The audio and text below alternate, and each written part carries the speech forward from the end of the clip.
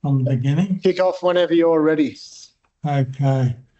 Well, I suppose you want to know a bit of background. I started my education in the Ballarat School of Mines. It was called then. It's now called the Ballarat University. And I went to Adelaide to work because I had rallies there I could board with. And I worked for 4 years with Hassel and McConnell, now called Hassels, where I learned a lot of practical things. They were very strict on attention to detail, which has stood by me for all my life.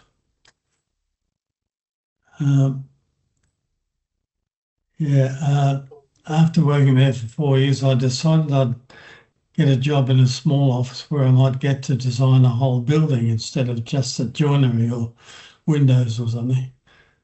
So I worked for a company called Bevan Rutt and Roberts, who specialised in Georgian houses. And I went there to tell them I didn't want the job. And they said, we want you to do our modern work. So I accepted the job and I did all of the modern houses and the commercial buildings. And they didn't want to know about that. Sorry. Yes. So I spent about 4 years there and then had an opportunity to go to Alice Springs. Now, I grew up in Mildura, which is a similar climate to Alice Springs. So I was kind of at home there. It's hot and dry, cold in the winter. When I first got to Alice Springs, it was very primitive. There was no council. A lot of the people there thought they didn't have to get approvals to build. They would say to me, but I've got freehold land, I don't need approvals. And I would have to say, it's not like that anymore. Anyway, in Adelaide, while working for a boss, I designed houses for young, poor people and got a bit of a reputation for doing that. And this slide is a house I built for myself in 1958, which has now been demolished. That was a good exercise. That's another house I built on a hillside in Adelaide. And that this one was published in the Adelaide Advertiser as House of the Year for 1964. It was on a hillside too, and the unusual thing about this was that the entrance was at landing level halfway between the first and the ground floor. And I got quite a few houses published in the Adelaide Advertiser. I recently had a visit from the mayor of the Adelaide Hills, who had bought a house that I designed in 1963. And they were very pleased with it. And yeah, that's the aerial shot of Alice Springs when I went there. You can probably see a difference. I first lived in a house on Mueller Street, 10 Mueller Street on the east side. You probably know it. It was on the edge of the civilization in those days. Across the road was bush.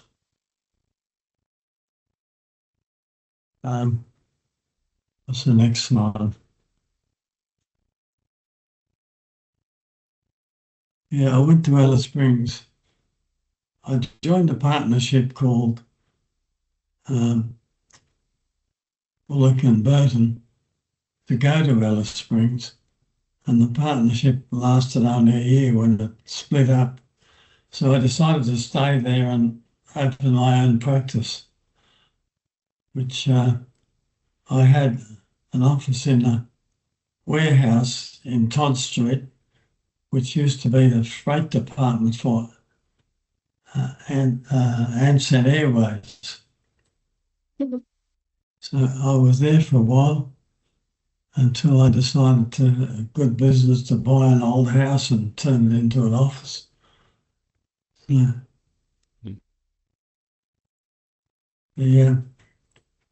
I got the first real job I had there was the Catholic Church, and I was just setting up my office when I designed that. I didn't have many facilities at all, so I commissioned Ryder Hunt and Partners to do a specified bill of quantities. I didn't have the facilities to produce a specification. And I had worked in Adelaide with engineers that were called then Kinnaird Hill, de Rowan and Young, now called Kinhill. And I worked closely with an engineer called Howard Young. And he was a big help in writing the specifications for producing good off-form concrete. And the builders in Alice Springs were good at concrete work, and they were willing to listen and learn. That's an example of the first pour of the concrete in the Catholic Church, which I took to establish a standard. And I said to the builder, I want that standard throughout. Now, attention to detail, you probably can't tell here, but the corners they were slightly concave, which I thought was more interesting than the straight bevel. So we called tenders for the construction of the church, and I was relieved that Sitzler Brothers, two young German carpenters who had just started a building company with the lowest tenders, but it was all tenders were too expensive. So I said to the bishop, we can reduce the price by changing the roof from copper to copper-coloured colour bond, which would last for more than... So, yeah, he said, I said that would last for more than 100 years. And he said, we don't build for 100 years, we build to last forever. So we stuck with the copper.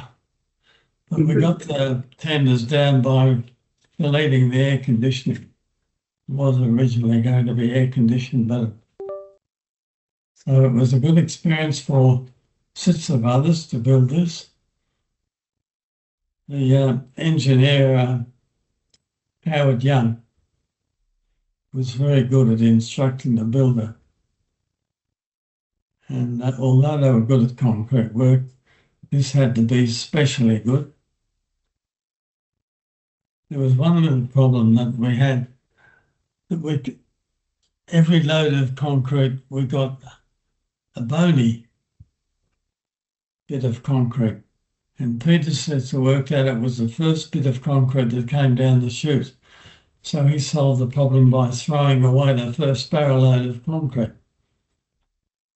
We never worked out why that happened, but we tried everything and it kept happening. So the next slide is what? The planning of the, that's priest Father Dwyer, who I got on with very well, and Peter Sitzler on the left, and me when I had a black beard.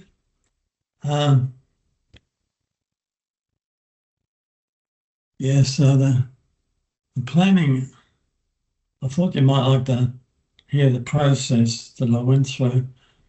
The first plan I did, I had a colonnade down both sides of the church. I thought that was terrific, but it worked out just working on a square metre cost basis, that was far too expensive.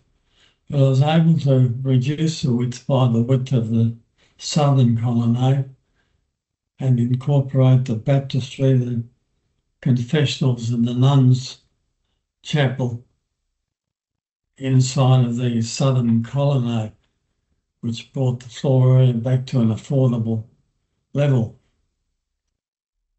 And I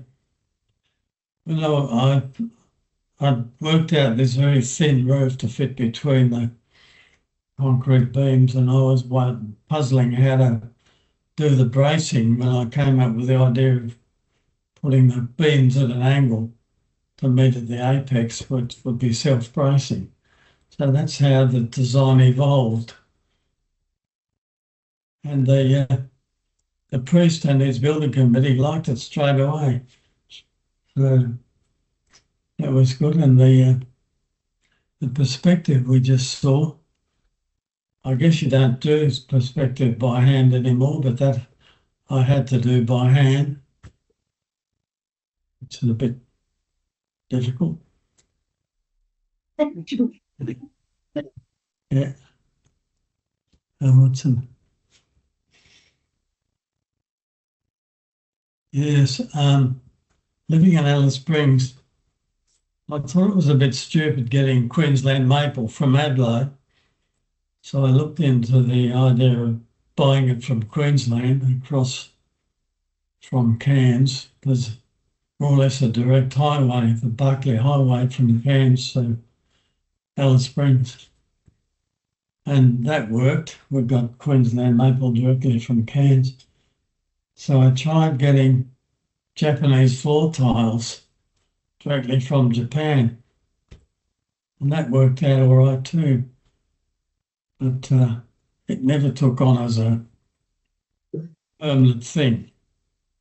People went back to the traditional way of buying everything from Adelaide, and Adelaide had to get it from Japan. So after being in the warehouse for a couple of years, I bought this old house on the corner of Bath and Parsons Street, turned it into an office. And there wasn't a room big enough for a drawing office, so I built a drawing office out the back with a canvas roof. In those days, the modern synthetic type canvas wasn't available, nor the synthetic rope. So that was a hemp canvas and hemp ropes, which of course when it rained, which was pretty rare, but when it rained, it all stretched. So I had to make the supporting ropes adjustable so I could tighten them when it rained.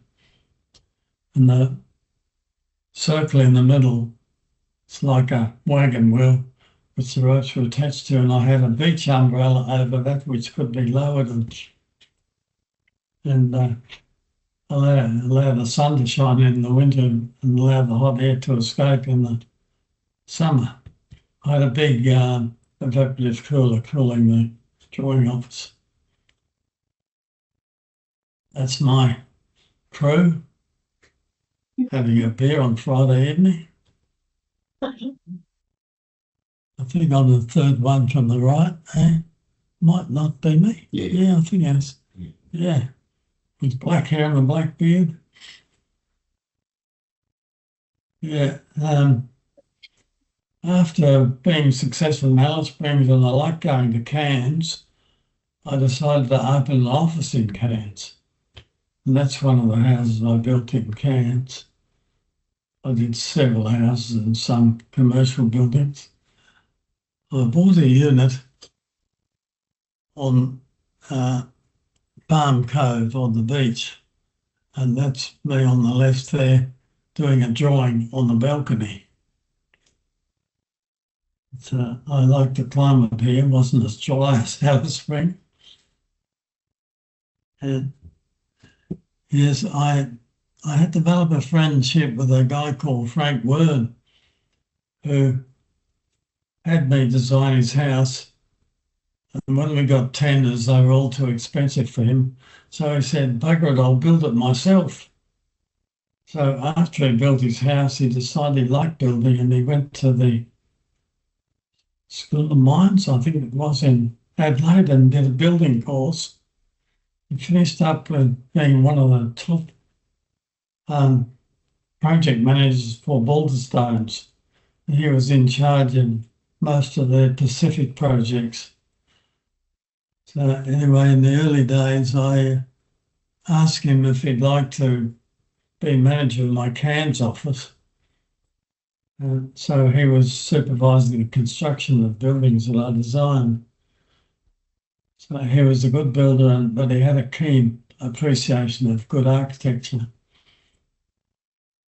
In 1977, there was a big economic crash in Australia and building virtually stopped. So I closed my CAMS office and concentrated on the Alice Springs. But I'd actually sold my house in Alice Springs and sent the family down to Adelaide to live, and intended to move to Adelaide myself when I got the job for the Alice Springs Council Chambers. So I stayed to do that by myself, working and living in the office. To this building, it's interesting from the point of view is the client came to me and said they wanted an investment building, 2 stories, and they didn't want any beams. They didn't want any supporting internal walls, so they could change the layout any time when tenants changed. And they said they found beams were a real pain when you're changing tenants. So I first went to the engineer and said, how can we build a flat plate slab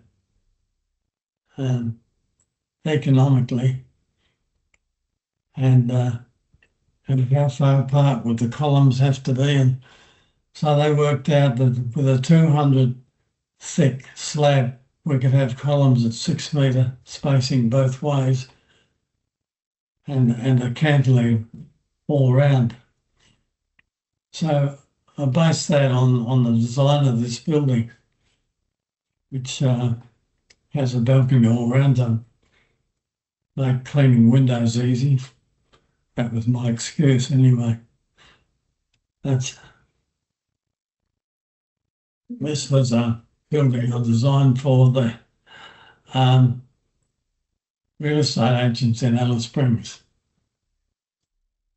And one of the design that I specified that the facade be cast using 100mm thick polystyrene, sculptured by an architect, an artist approved by me. But one morning the builder rang and said, right, you got to come down and do the sculpture for the facade. I said, no, you're supposed to get an architect to do that, an artist to do that. I said, no, you're it. So I went down to the site and they handed me a blowtorch and said, here, get into it. And that's what I made up on the spur of the moment. And it worked pretty well. I sculpted the foam with the blowtorch and they poured the concrete on it.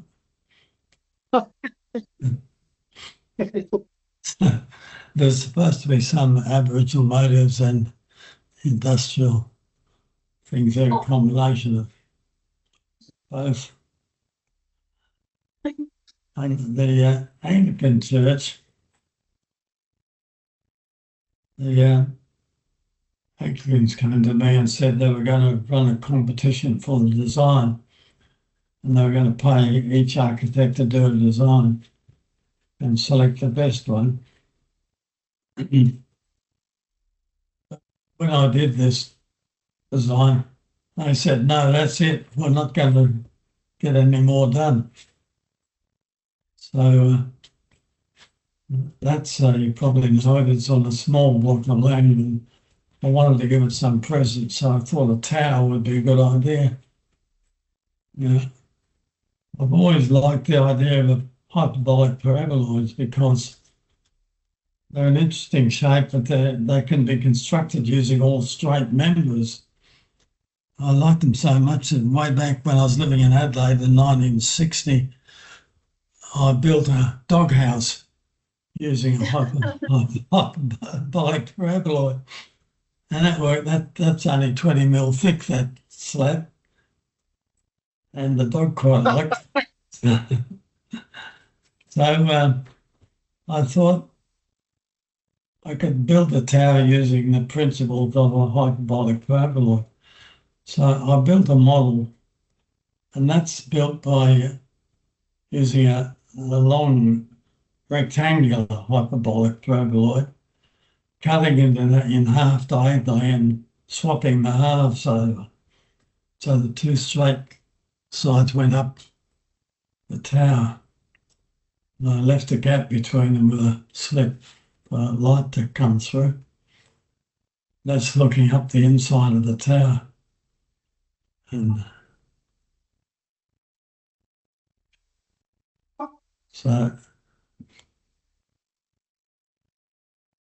that's now the council chambers.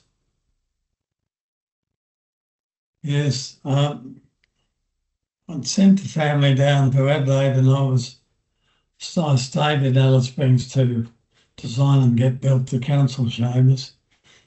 I'd sold my house, as I said, and lived in the office and worked from there by myself with a temporary typist.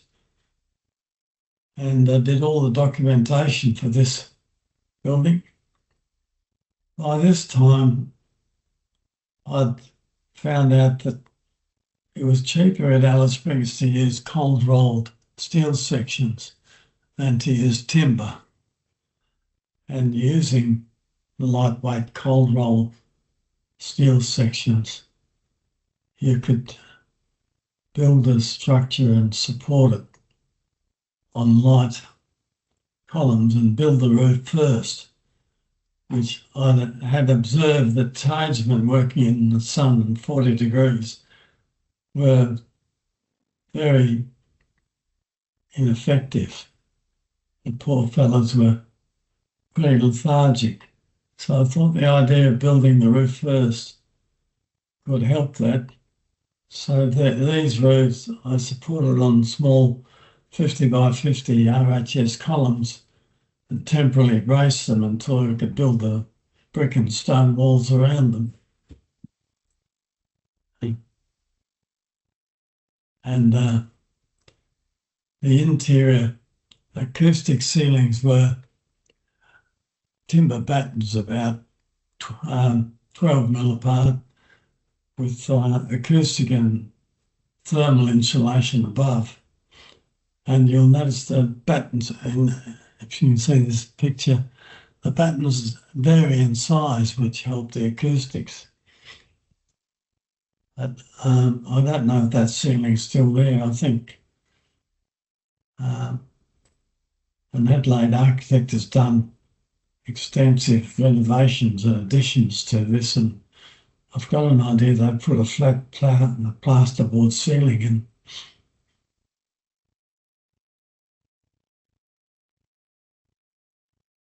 Yeah, the form of a roof like that came to me from the old Central Australian houses. A lot of them built on cattle stations where they had a big pyramid-shaped roof with low eaves. So you almost felt you had to duck under the eaves, which shaded the walls and gave the feeling of coming in out of the hot desert. And so that shape of the roof. So based on that concept. And the stone piers were just an idea I had to give the base some solidity. The stonework there, I developed, I knew the guy who owned the stone quarry, and stone was too expensive for most clients. So I had the quarry guy cut some stone in flat slabs and asked a stonemason how much he would charge to lay that. And he said, the same, $30 a square metre, it's still stone. So I asked a bricklayer who was a neighbour of mine how much he would charge us to lay that stone cut in flat slabs. And he said, oh, I think he said $13 a square metre. So all that stone on that building, on the what was then the Tourist Bureau office building, was built with that flat bookleaf type stone. It made stone an economic way of building a wall.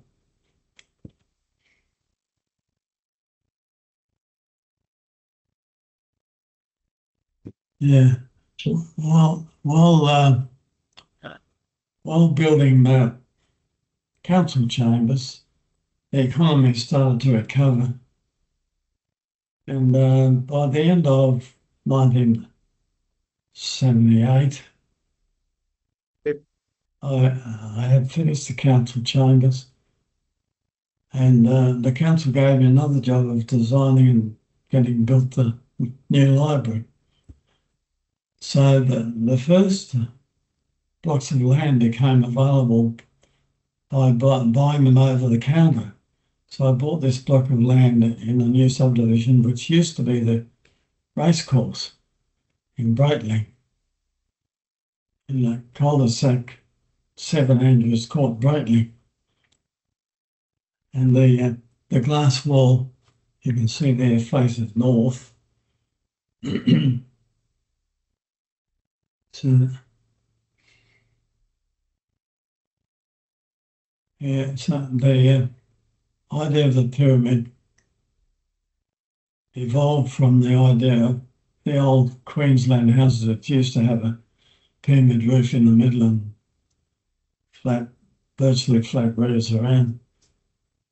But trying to work out head heights, I decided it would work better if it was a straight pyramid. And that's how I came up with a pyramid idea.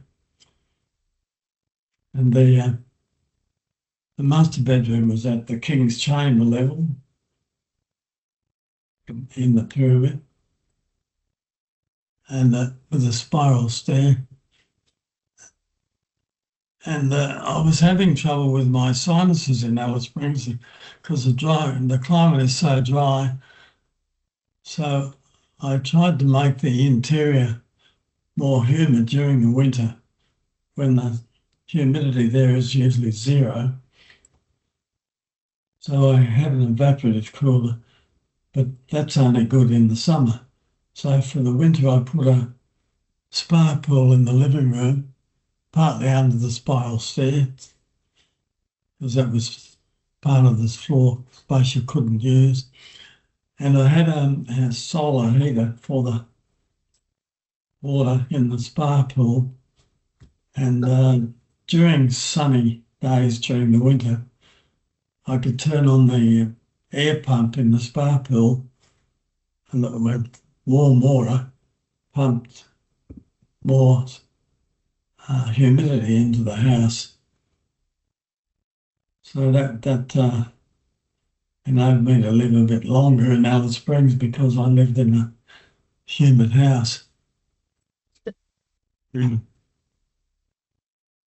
Yeah, because the roof is the most of the external surfaces, I decided to make them of cool room panels.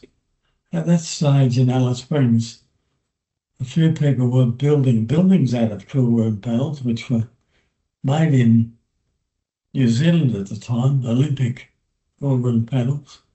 They were making whole walls and roofs out of cool room panels. So I thought I'd try that with a simple steel structure, and the cool room panels could span horizontally between the steel beams. And I had a couple of carpenters fix the cool room panels to the roof. Yeah, the concrete mezzanine floor made of flat plate, slab 200mm thick, which gave a fair bit of thermal mass to the interior, which helped maintain the even temperatures through the winter and summer. I had a large evaporative cooler at ground level because of experience I've had at maintenance on evaporative coolers was difficult when they're on the roof. So I put it at the ground level with top air delivery, and that filled the house very effectively during the summer. But I also found during the summer that during the daytime when the house was empty, I only had to leave the pump running in the evaporative cooler, and the southeasterly breezes moved enough air through the house to keep it cool during the hot days.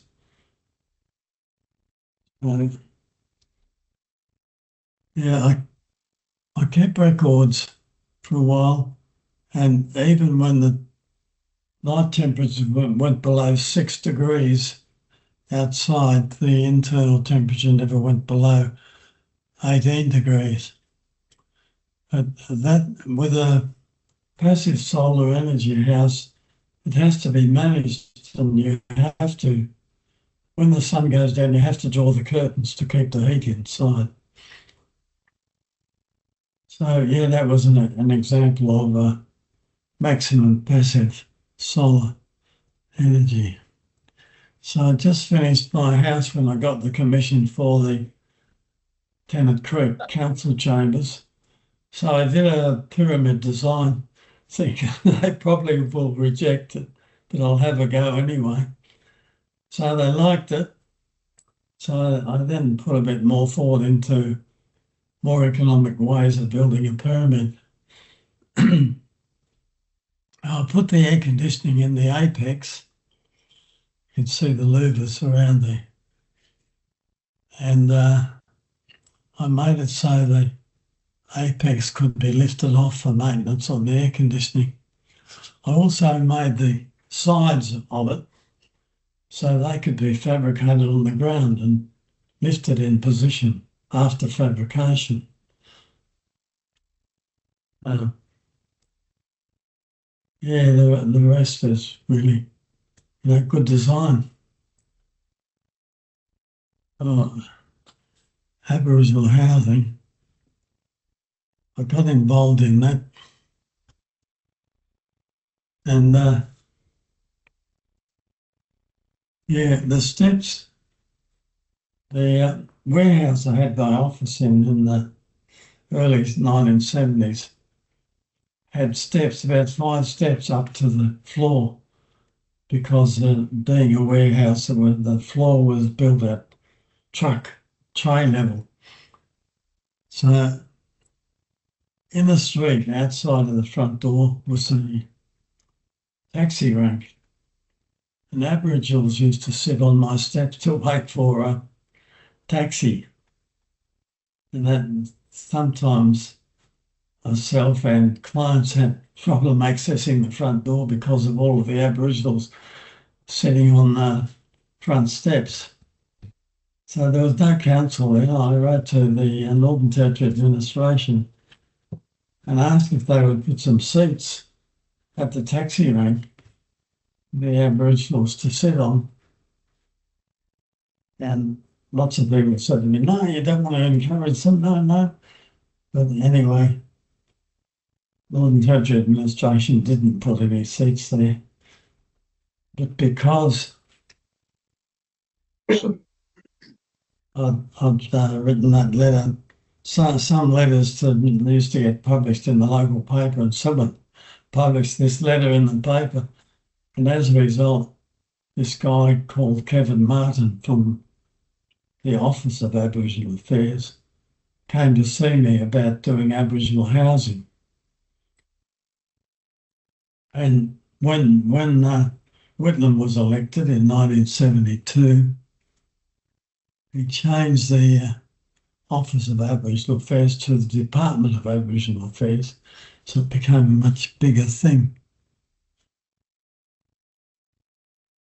Yeah, before Whitlam, William McMahon was Prime Minister. He had started an Aboriginal housing scheme, and they said if Aboriginals put some effort into building their houses, they might not be so keen to knock them about and knock them down as some of them did. So I had actually started to design and get built 2 Aboriginal houses at Santa Teresa, which you probably know about. I was part way through getting them built when Dolph Whitlam was elected Prime Minister, and his government said, white people don't have to build their own houses, why should Aboriginals? So he put a lot of money into getting Aboriginal housing built, and the whole thing changed.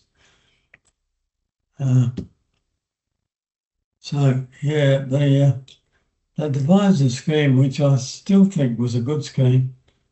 That every Aboriginal community had to form a legally constituted housing commission or local council, or the Aboriginal council had to be set up legally.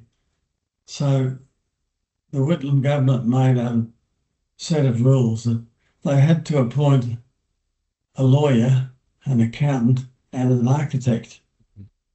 The lawyer and the accountant had to organise all the legal processes of setting up these councils, and the accountant had to actually take charge of the money that the government was going to give them.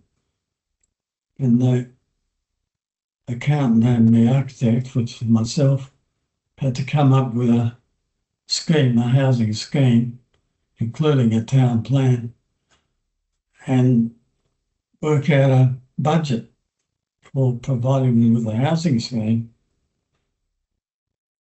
And that, well, it was working all right, but so many people got involved. Yeah. And one of the conditions was that you had to consult with the Aboriginal Council or Housing Commission or whatever they had formed. But, we found that was quite difficult. We would drive for 3 hours to a local community to find out the people we were supposed to meet with weren't there. And we found out after a while that the local community advisor, who was usually a white guy, would organise that our meeting would fail by organising for them to go to another community for a meeting. So we had to organise our meetings through other sources, and I did mainly through an inland missionary guy who used to visit all the communities, and he had good communications set up with them. So we got him to organise our meetings, which was the start of how we got to actually do the meetings. Yeah, for some reason, I think it might have been from our past, the Aboriginal communities were reluctant to tell us who their elders were. So I devised a method of consultation where I would tell them what we can do for them and ask them to talk about it. And when we came back next week to tell us then who would get the first two houses in this scheme, and then we would interview the first two people who were getting the houses, and they were usually elders. But, yeah. During my investigations into past attempts at housing Aboriginals, usually by governments, I found that the position of a house for each Aboriginal person was more important to them than the actual sophistication of the house. Government housing was all in rows like white man houses are along straight streets. And the Aboriginals usually were not happy with the house they were allocated. And it was my opinion that's probably why they were rough with them and demolished them sometimes. This slide is an aerial photo of a community that I dealt with called Willaura, which had never been governed by a government organisation or a mission. So they were very tribal. And you can see a bit up from the main group of houses, a few isolated ones. That's where the new settlement is going to be. The buildings amongst the trees were the buildings that are cattle, when the Willaura was a cattle station, that's where the cattle owners lived. That's an aerial photo of Willaura on the left and Hermannsburg on the right, with the straight streets and evenly spaced houses. What I did at Willaura was asking each set of Aboriginals where they wanted their house. And after plotting the positions of the houses, I then designed the roads to join the houses. And that was the result. That was taken fairly early. There's probably more houses there now. There's an interesting story about this one on the river. When I was talking to the guy who was going to have that site, it was on a position where the water from the whole area drained into the river. And I said, do we mind if we move your house about 10 metres over this way because of the water drainage? He said, yeah, that's all right.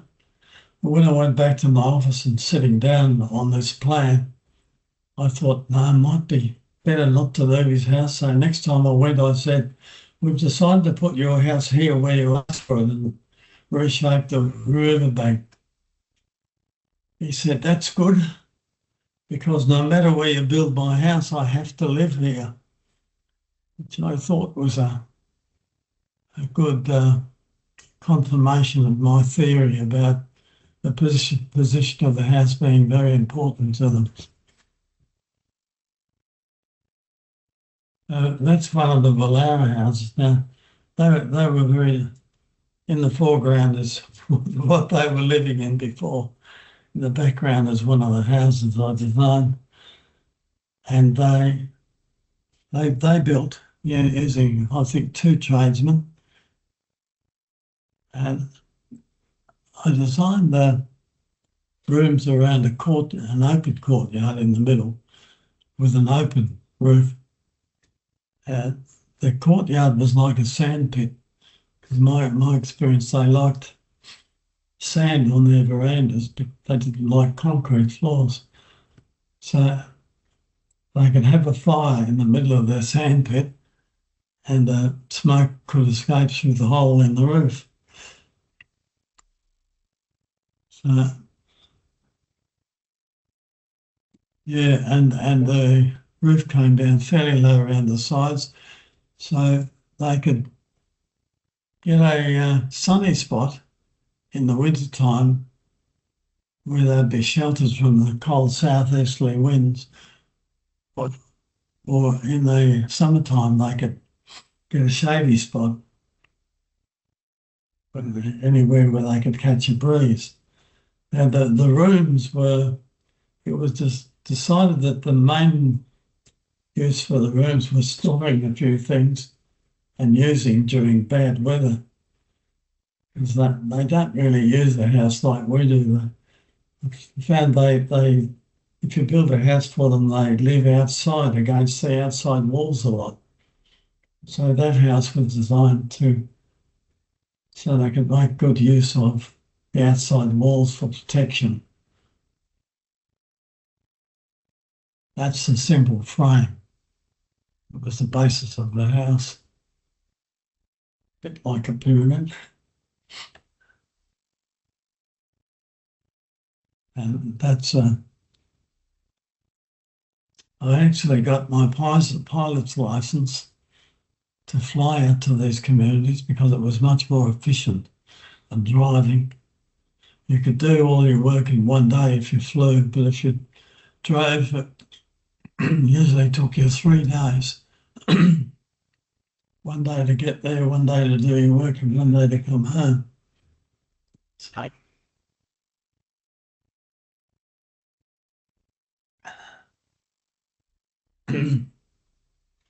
So that's me at a meeting of Aboriginal people.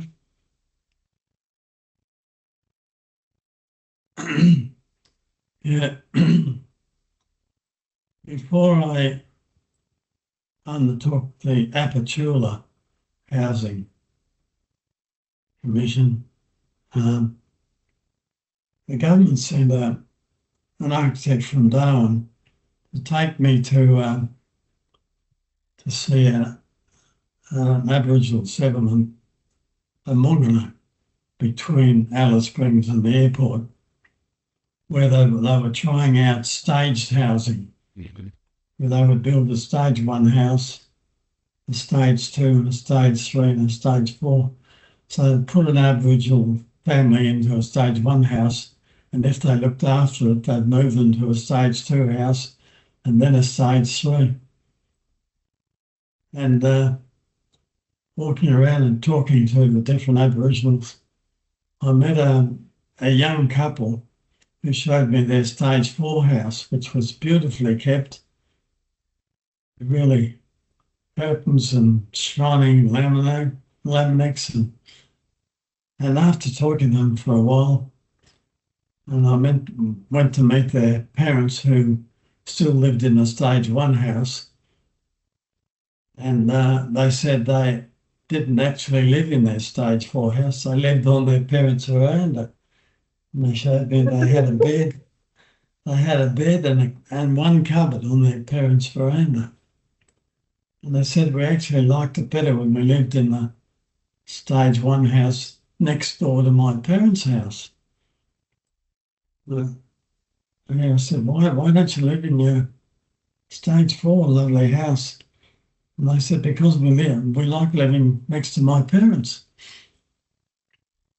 So from that, I designed the Apatula house, which I thought if we could build a house on 4 columns, build a roof on 4 columns where the walls were movable, we could build a stage 1 house, convert it to a stage 2, then to a stage 3, then to a stage 4, leaving it on the same site, realising the site was more important to them. So the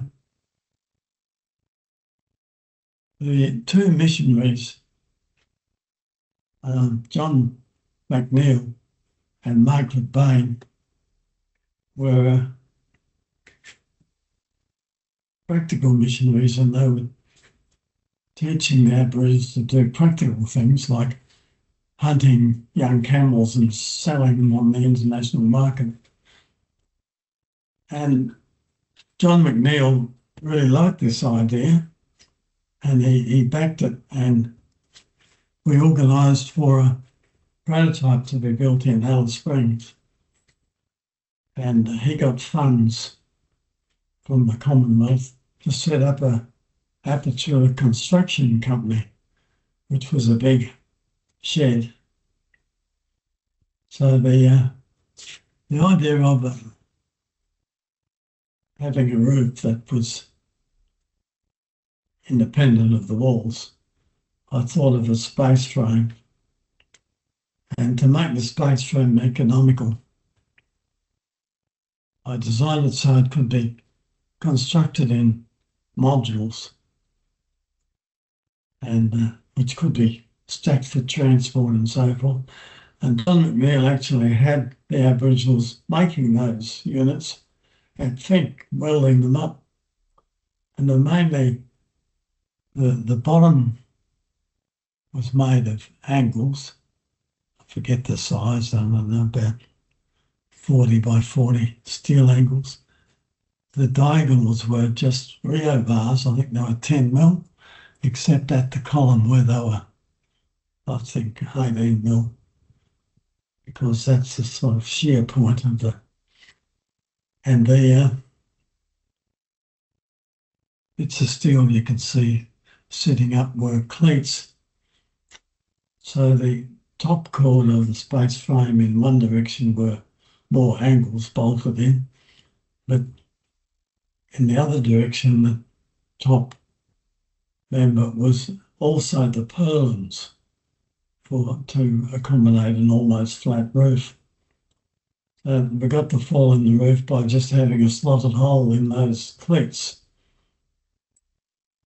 The idea was that these could be assembled on the slab, and the columns inserted through this. So I designed it so the base plate for this column was cast in the slab and flush with the surface of the slab.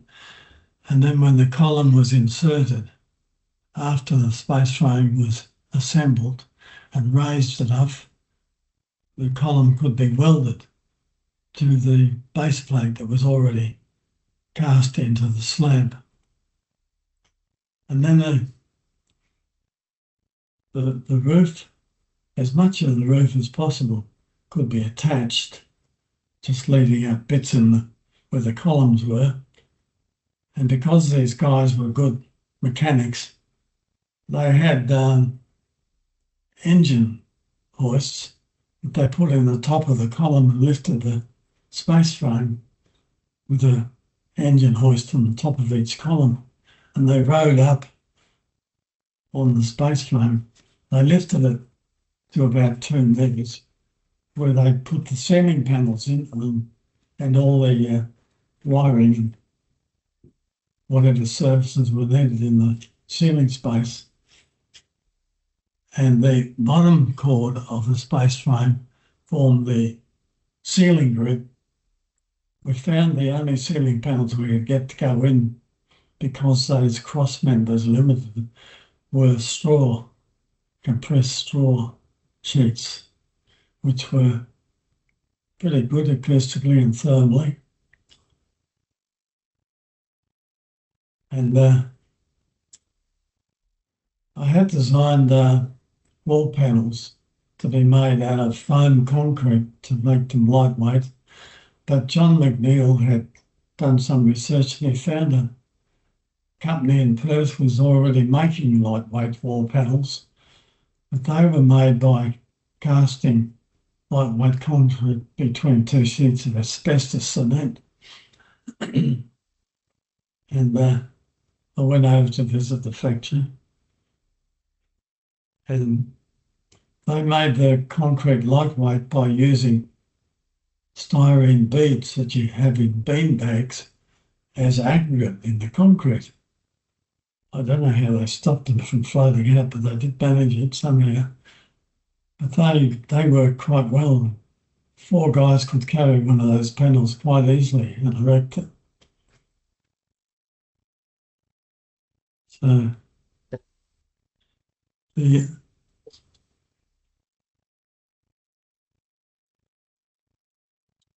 idea was that the wall panels would be put in after the roof frame was constructed, and yeah, the house was criticised badly by particularly people in the building industry. On each of these Aboriginal communities, there was usually a tradesman, and they hated it. They thought that's not how you build a house, and that the guy with the white shirt on, the back to the camera, that's me talking to the Minister for Aboriginal Affairs, looking up at the roof, saying there shouldn't have to be all that steel in the roof of the house. So John McNeill was very ambitious for the Apertura Construction Company. He thought they could build all the houses that every Aboriginal community could need. So the Department of Aboriginal Affairs didn't agree with that, but they said he could sell any house he wanted to any Aboriginal community that wanted one. And he sold a few, and that was called out to them when the construction of it went wrong, because the builder in the community thought that's not how you do it. And they did all sorts of things that made it go wrong. There were quite a few of these houses built at Apertura, but seeing Fink in the Fink Desert race on television, I can't see any left. So I suspect they might have demolished them all because the walls were made of asbestos cement sheets.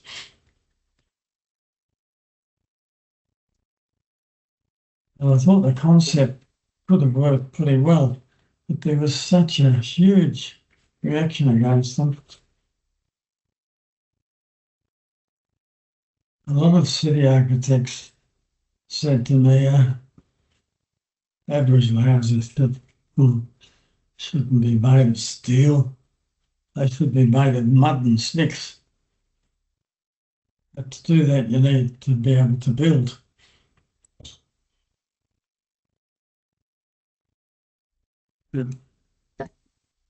So, yeah, I came to the conclusion to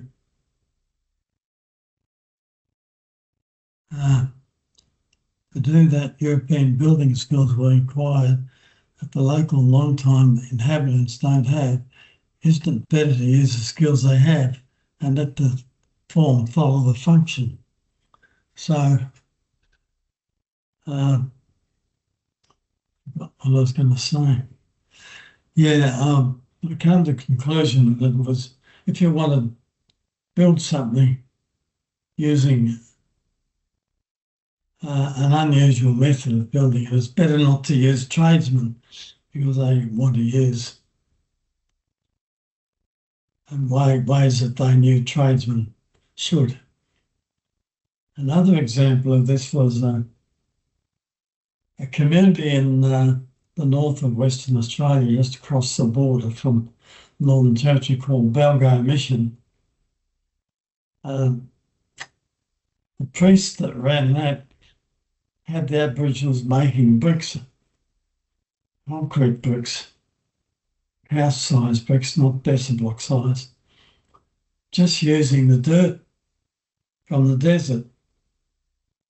And they come out a good colour, a red colour. And those houses, they were also building the houses of these bricks.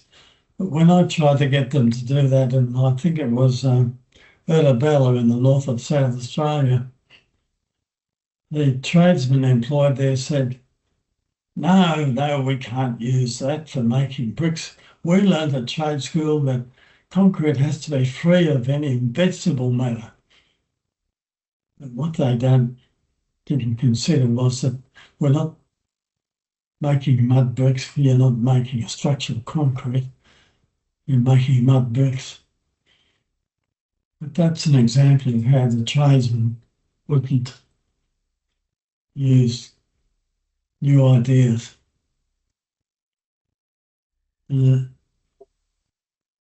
Anyway, what are we up to now? That's it. Yeah, any questions, anyone? It's good to see so many architects in Alice Springs. I can't hear you. Thank you very much, Andrew. Oh, good. Can you hear that? Yes, that's good. So is that the sort of thing you wanted to hear?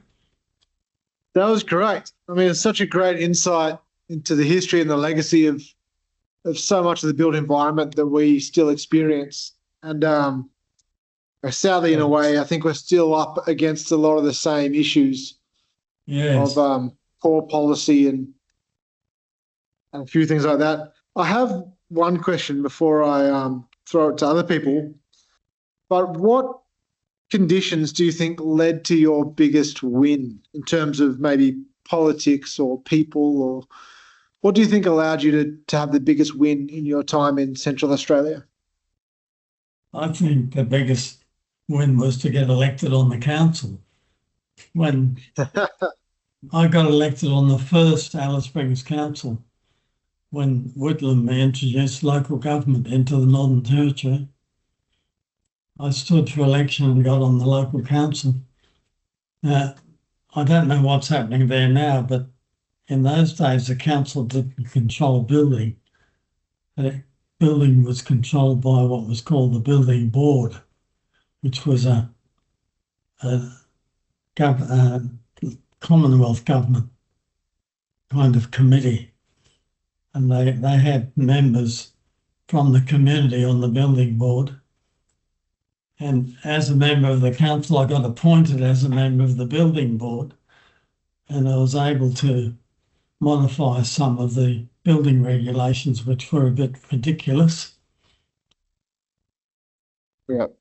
So that's, and also I was able to get a new town plan designed by the NCDC, the National Capital Development Commission, who at the time had finished designing Canberra. So I got the council to write to them and ask them if they'd like to do a new town plan for Alice Springs at no cost to the council. And they agreed. All right, what a win. Yeah. So I hope you're not having too much trouble with the town plan at the moment. But when I went there, it was a big problem because the existing town plan had a zone for every site. And instead of having a commercial zone for all the commercial sites, they had a site for a florist, a site for a hardware store, a site for a grocery shop, and you couldn't build any of those businesses on any other site. It was an impossible town plan. Wow. We've had one question online that says, would you build another pyramid/triangle building? Oh, yes, if it was appropriate. I think there's a few people here enamored with your pyramids. Oh, good. I've tried to put a few insignificant pyramids here in North Queensland, like pool gazebos and things like that, to try and get some around the place. Any more questions? Very crossover with the early Tangentyere design architects. Oh, Julian Wigley was Julian Wigley, I think. Yeah. Did you hear that, Andrew? I'm sorry, I didn't understand it. Did you cross over with the early Tangentyere design architects like Julian Wigley? I met most of them. I didn't do anything with them. What I had trouble with was the Aboriginal housing panel that the Institute of Architects formed. I was invited to go to a forum in Canberra, and at the end of the forum, the Institute formed what they called the Aboriginal Housing Panel, whose charter was to acquire data, document it and disseminate it. But they got involved in the actual construction of some of the houses I designed, and they were pretty inexperienced, particularly in country building. And they were very critical of the designs that I did. I wrote to the Institute and said that the committee of the Institute were involved in criticising my work, and I belonged to the Institute to protect me from being criticised unreasonably from my work. So they divorced the Aboriginal Housing Panel, made them an independent body. Oh, wow. Yeah, so the whole thing was a farce. During that period, there was a downturn in the Australian economy, and Aboriginal housing was one of the few things that was happening. And some big companies like GH&D and Stevenson Turner in Adelaide got involved in, or tried to get involved in Aboriginal housing, and they gave us all a bad name. They would fly up to an Aboriginal community, take a few notes, produce a big, thick, glossy program and send a bill for $30,000. And the government thought it was a rip-off, which it was.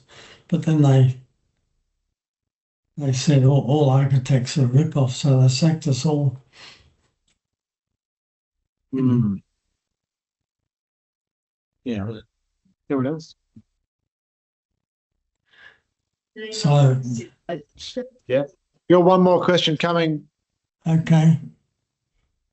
It's not really a question. It's more just to say, like, we really, really appreciate your work here in Alice. And I just wanted to say that out loud. I think we look at your buildings and particularly the detail of them and still kind of marvel that you were able to do that, you know, in the 60s or 70s and 80s. And we would really have to work very, very hard to achieve anything like that now. And so just to say, well done.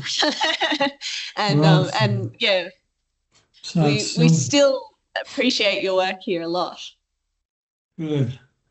Yeah, I designed quite a few houses around Alice Springs. I can't remember their address or anything, but it probably, you might recognise them if you see them. Great. Yeah, Well, Andrew, we might leave it there, I think. okay. Thank you so much for your time and energy and huge amount of effort over 20 years in Alice Springs. I really appreciate you taking the time tonight to share some of that with us. Yeah, that was good. Alice Springs was good. Still is good. Yeah, it was very.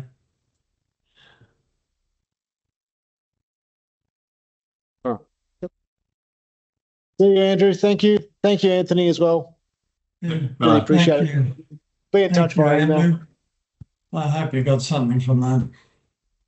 Yeah, it was excellent. Good luck.